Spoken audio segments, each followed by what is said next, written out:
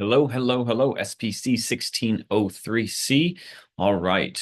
I want to be sharing some items with you about persuasion, also sharing where we are going for the rest of the semester, and finally, just some quick notes about the speech of demonstration. Now, I gave that to you in reverse order. So we will start with some my thoughts on the speeches of demonstration. Mostly they went well. I see progress in virtually all of you.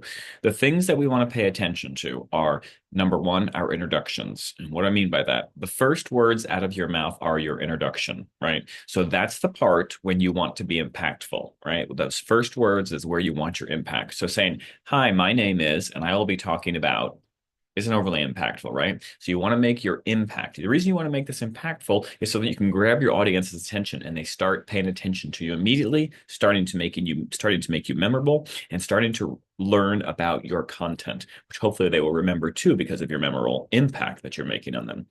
Next is your sources. We want to make sure that we incorporate the number of required sources, not only just because it's a requirement, but so you can start to realize the value of incorporating additional reliable perspective and sources into your presentations and into your life as you move forward. So you want to make sure you identify the source and qualify the source if it's not universally known. If it's not the New York Times or if it's not the CDC or the USDA or whatever it may be, if it's a source that's not as well known, you want to describe why the source is reliable. So, for example, if you have two authors and they've created a published paper that has been published in the Journal of Persuasion, then great. You want to say their names, and they are two associate professors of communication at the University of Nebraska, and through the Journal of Persuasion, they offered this information, right?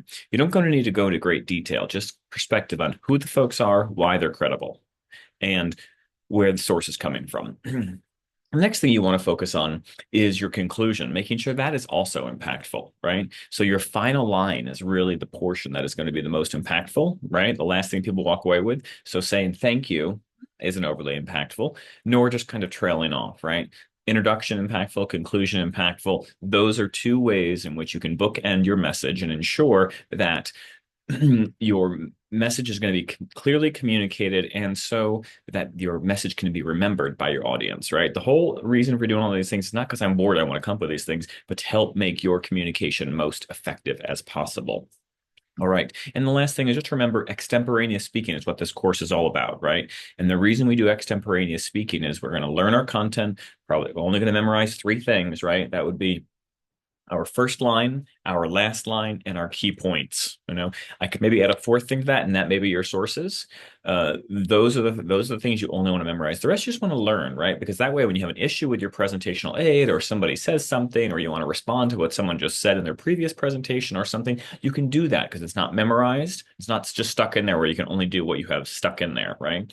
So extemporaneous speaking is your friend, so it allows you to adapt to the current circumstance while knowing your content and still be able to communicate your message. Okay, now let's talk about the remainder of the semester. Where are we going? So obviously upcoming, we have the spring break. I know you all are looking forward to that. Be safe, have fun. Most importantly, be safe. We have no classes that week. Now, as we move to March 25th, that class period, we will not be meeting in person. Okay? You need to identify and research a topic for your persuasive presentation. All right. Now, March 27th, we will be meeting and we'll be doing our persuasive speech outline review. So make sure you come up prepared with a hard copy of your outline. I will be verifying to ensure that you have a hard copy of your outline. If you do not have it, you will lose points on your presentation. So make sure you have a hard copy in your hand when you walk into the classroom. All right. So now, as you can see, for the rest of April, excuse me, the next 2 weeks after that, we will be persuaded by each of you as you'll be sharing your persuasive speeches, April 1st, 3rd, 8th, and 10th. Okay. Now, April 15th, there's an online presentation meeting planning session, not meeting in person, but you will meet in line on your groups. Okay. You're already assigned in groups through web courses, and all you need to do is meet. I encourage you to meet during our class time because that way you know everyone in your group is available. You need not do that, right? If you want to meet some other time, but because time is being allocated to it, there will be no, oh, we didn't have time to do this. No. And what you want to do with this is make sure that you all know the order of you're going to be speaking, what you're going to be sharing, and more specifically, how you're going to record it, right? Are you going to be recording it on Zoom? Yes. Or is it going to be through Teams? Yes. However, you're going to do it, but you want to make sure you have those technical issues nailed down.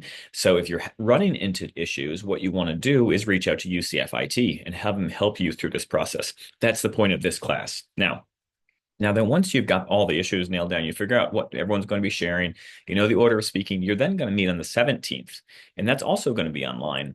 And you're going to be completing the actual assignment. The details for the assignment are outlined in web courses, right? It's called the online presentation.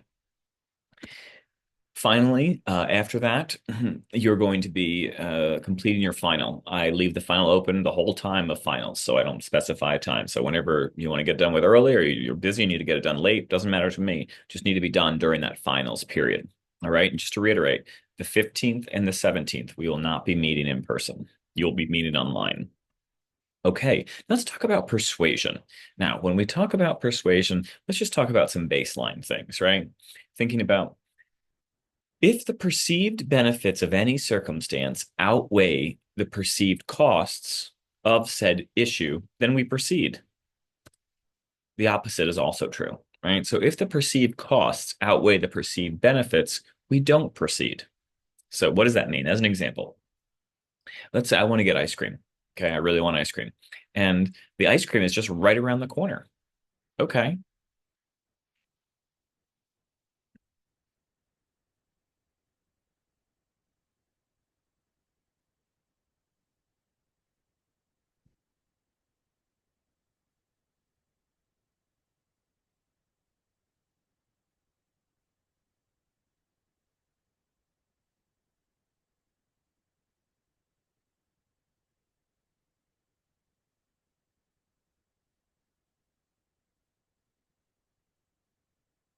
sorry about that little interruption there.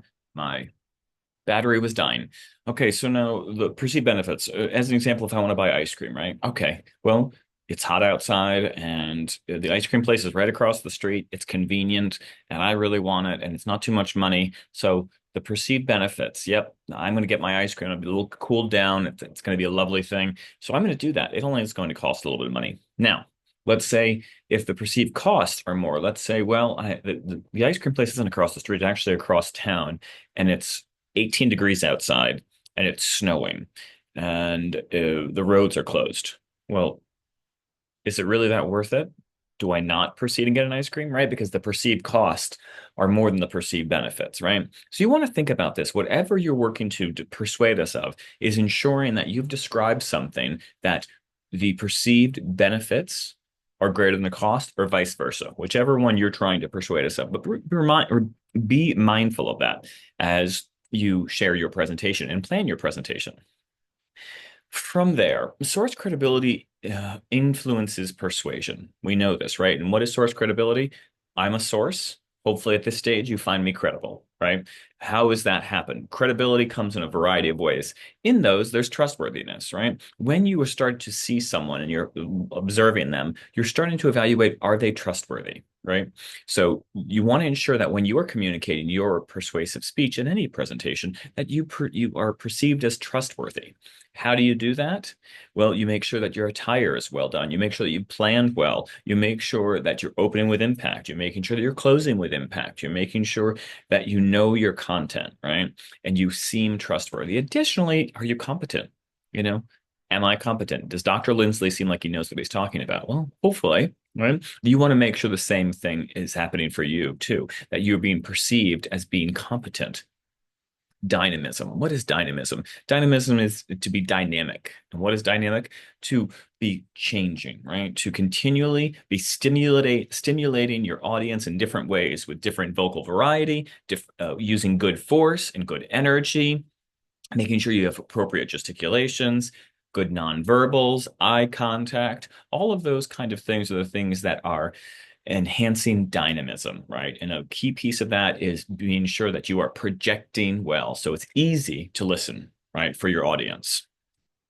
From there, let's talk about this little phrase here. Success depends on three things: who says it, what one says, how one says it, and of these three things, what one says is of least importance. Well, is that completely true? No, not necessarily, right? But this is the idea of it really matters on, unfortunately, the what someone sees before them, right? So you want to ensure that as much as possible, you can be perceived as being competent, trustworthy, and dynamic, right? So those are all visual things. Most of those are all visual things, and then they are delivery accompanying it, right? Again, how we're delivering force, energy, projection, vocal variety, etc. Now, it's important when you plan to deliver your presentation, you really want to remember to utilize ethos, logos, and pathos. And what are those? We all know these, right? But just to remember, just in case we forgot, ethos, the ethical appeal. So what am I appealing to when I'm sharing my presentation that is ethical in nature, right? How can I appeal to someone's ethical nature? Same thing with logos. How can I appeal to someone's logic? What are the logical aspects that I can appeal to help persuade my audience? And finally, when we think about pathos, we're thinking about sympathy. We're thinking about emotions, right? We're thinking about empathy. We're thinking about how can we appeal to folks' emotions to get them to be persuaded of what we want them to be persuaded of. So ensure you incorporate all three of these in your persuasive presentation. Okay, now choosing a topic. Choosing a topic can be challenging, right? So some general guidelines. Something you can consider is salience. What is salience? Salience is the idea of top of mind. When something is salient, it is top of mind, right? So maybe it's a contemporary issue, maybe something like that, right? So salience, maybe it's something that's, well, what may be going on here at the university, at the president's office or something like that. Another one is proximity. Similar to salience, but salience is normally more intellectual, while proximity can actually be physical, right? It can also be intellectual, but more like, oh, okay, what's happening at the UCF football arena? Are the changes being happening? What's happening in downtown Orlando with the bars closing and so on and so forth, right? Proximity, familiarity, things that you're all familiar with. So this generation, maybe you're thinking about Sabrina Carpenter, or you're thinking about some other pop reference or some other contemporary item that you're thinking about, but something that's familiar to everybody. Now, on the other side, you can look at novelty, things that are novel, right? Things that people aren't expecting or aren't familiar with, because that can help captivate your audience. The challenge with novel items is that if they're too novel, you have to spend a lot of time explaining what they are, right? And describing the content. And that can be time consuming when we only have limited time, it can be challenging. So novelty can be your friend, but it can also be a challenge. Humor. You know what I always say about humor? If you are a humorous person and you want to be humorous, go for it. If you're not inherently that funny of a person, or maybe people don't always appreciate your humor, you want to think about that, because you don't want your attempt at humor falling flat. That we've all seen that, right? It's a little bit uncomfortable for everybody involved, especially the speaker, right? So only really lean into humor and use humor or humorous topic if you are a humorous person that most people laugh with. Conflict. Conflict's another item, right? We have lots of conflict options, whether it's the Middle East, whether it's Ukraine, or whether it is some other conflict that we can think about locally or on the national stage, or something that other folks are aware about. The conflict is another item that may help you choose a topic. Sex. Sex always sells, right? Whether we're talking about STIs, or we're talking about Planned Parenthood, or we're talking about whatever may be. Anything related to sex, sex is always intriguing and will sell and captivate. So maybe a topic related to that. Of course, we want to be appropriate, right? We don't want to just be gratuitous for no reason, making sure that we are appropriate. A free lunch. What do I mean by that? Do I mean you can actually bring a free lunch? I won't complain. I don't think anybody will complain. But what I mean by that is more, listen, when I'm telling you this, I'm talking about this topic, you can do whatever I'm asking you to do, and it doesn't cost a thing. So as a simple example, listen, on campus, you can recycle virtually anywhere, right? The vast majority of times you're going to see a garbage pail and recycle container right alongside of it. So it's all the same whether you toss it in the garbage or you toss your recyclable item in the recyclables, right? That doesn't make a difference to you. It's a free lunch. It doesn't cost you anything. It only does good. That's an example of something you could do that you may want to try to persuade people and make them realize it doesn't cost them anything. The vital. And the vital is the idea of like, if you don't do this, or if you do this, it's going to be devastating. It's going to be stupendous, whatever it may be, right? So you want to think about this is critical. This is absolutely critical that you do, or absolutely critical that you don't do something. Okay, those are the ideas about topic choices. Now, let's talk about the kind of speeches you normally have. Now, for persuasion, you don't have a good news speech, right? There are two types we talk about. Good news is one of them. So in the beginning, you get the audience's attention, you establish your source credibility, you begin working on your intent, right? What is that in which of which you want to communicate, right? Making sure you know your intent. Set the proper mood, right? Now, central selling points. These are your key points that are really going to hit home your topic, right? You want to provide support for those central selling points, as well as, of course, appealing to those three items that we just talked about, ethos, logos, and pathos. Okay. The ending. Now, of course, you want to have that proper mood still established. Refocus attention on your central theme, right? Reiterate your point and end it with impact. Give a feeling of finality, right? Making sure your audience knows you're concluding. Don't leave them hanging, going, is this person done? You want to answer the question for them is when do I clap? And how do you do that? By making sure you're ending with finality in a sentence that is very clearly your end. All right.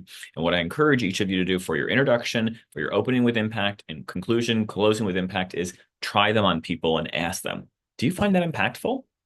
And if they go, not really, or, oh, yeah, that's very impactful, right?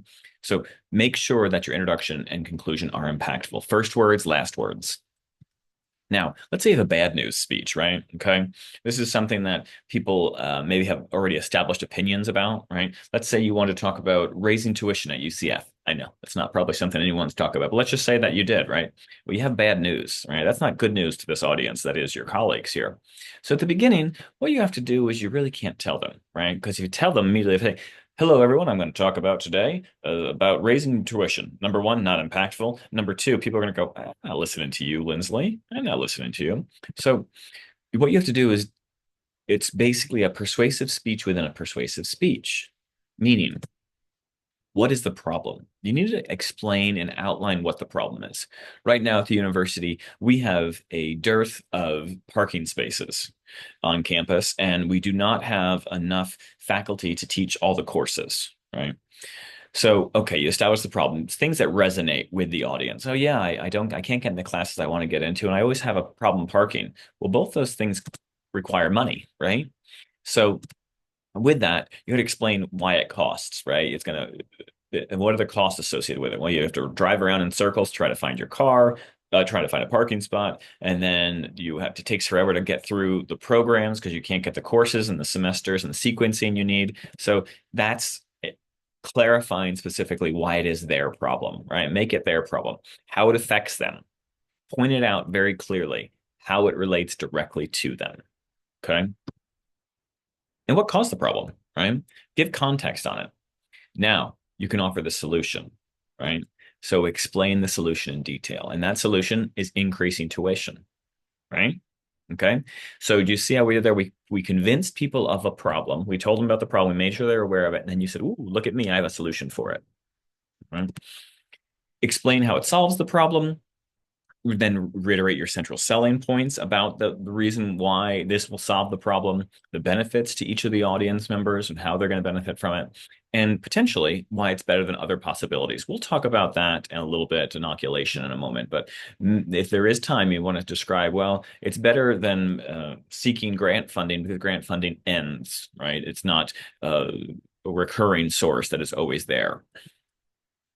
You can also tell them cost. If we don't do this, parking's only going to get worse because we're going to have more students, and with more students, you're going to have less class action access to classes. Excuse me. So that's a thing to consider. You can also provide visualization, introduce emotional appeals. Right? We want to lean into what is that? Is it logos? Is it pathos? There it is. Right?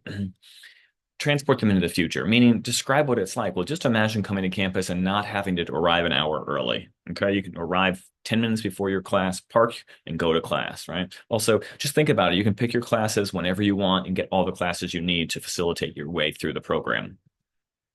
In the end, Again, make sure you have a feeling of finality. Really conclude, right, with impact. Now, if some of you may have heard of this and some of you don't, this is Monroe's motivated sequence. And this is just kind of an overview of this concept so you know how the brain works. And you can think about this as you're planning your persuasive presentation. Now, what you want to do is get the audience's attention, right? That's why we talk about opening with impact, right? Then you establish a need. Okay, what is the need that you're trying to meet? Then here is how you can satisfy that need. Okay, right? I've got your attention, told you there's a need, and here's how I can satisfy that need. And once I satisfy it, this is what it's going to look like, what your life will look like through visualization. And then here's the action. Here's what you need to do in order to make this a reality, right? So that is a path you can follow when you are creating your persuasive presentation. You can say, get their attention. I'm going to establish the need. I'm going to offer a satisfaction of what it can be like to solve the problem or to proceed with addressing this issue.